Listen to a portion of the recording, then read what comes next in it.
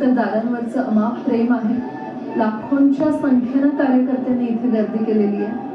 एक नेते विद्या प्रतिष्ठानच्या प्रांगणात उपस्थित आहे. नजर जाईल तिथे कार्यकर्ता दिसतोय. इतक्या मोठ्या प्रमाणात